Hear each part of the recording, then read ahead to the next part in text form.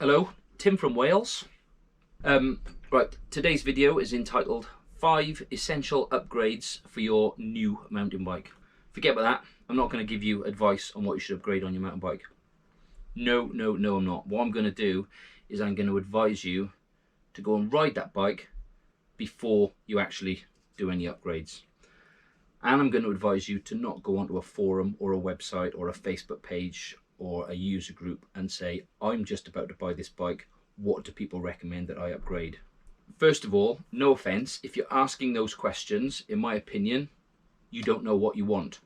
And the bike that you've got or you're just about to receive might be absolutely perfect for your needs.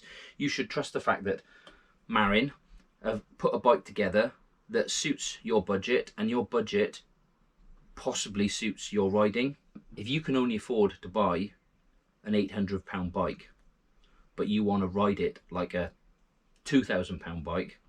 Yeah! Oh! Oh my God! Oh, why? I've bent the fork so bad. Hopefully, before you've spent whatever it might be, before you've even got to that stage, you've gone through a process of deciding that this is the bike for me. If you've actually decided on a bike, and you've decided on it based on your budget, or you've decided on it based on the type of riding you want to do, or on a review, or on what's available, or the only thing you can afford, whatever all of those things are, the following advice I'm about to give follows true for every single one of them. If you've just spent £1,000 on a bike, why go onto a forum or a Facebook page or whatever and immediately say, I've just bought this bike, what do people recommend I upgrade? First of all, the answers that you will receive are going to mean that you're going to spend another £1,000, because I guarantee you're going to be told, change the forks, buy some new wheels, drop a post, buy some different tyres, your bike completely respect for you.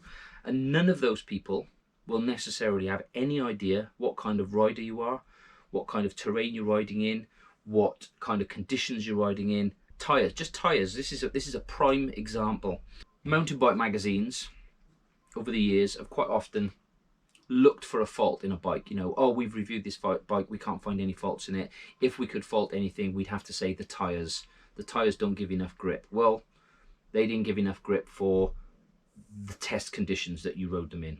I didn't look on the Schwalbe website, but Maxis, I just looked on the Maxis website. You'll find 3 different types of bead. So that's the bit that goes inside the rim here. There's a number of different types of casing, you know, different types of rubber, compound, that kind of stuff. And there were 17 different variants. Why is that? Because there are different types of terrain, there are different types of riders. Big, chunky, aggressive tyres might suit some people, they might not suit others. For somebody to just say, you need to change those tyres, they're a pile of shit. Makes no sense, because they don't know where you're riding, how you're riding, and when you're riding. That's what I think of your selection policy. So don't ask for advice or take advice on the tyres. Go out, ride the bike. If the tyres don't grip, have a little play with the tyre pressure first of all, and then decide. Perhaps speak to some local riders and have a look at what tyres they're using. Stop. Decide on your budget and buy the bike that fits your budget in the first place. Just to summarise, first of all, think about it before you buy the bike.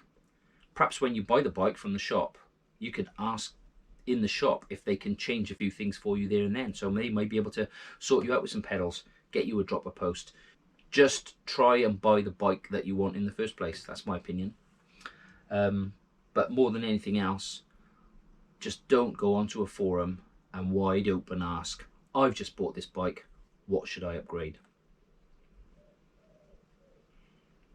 Did that make sense?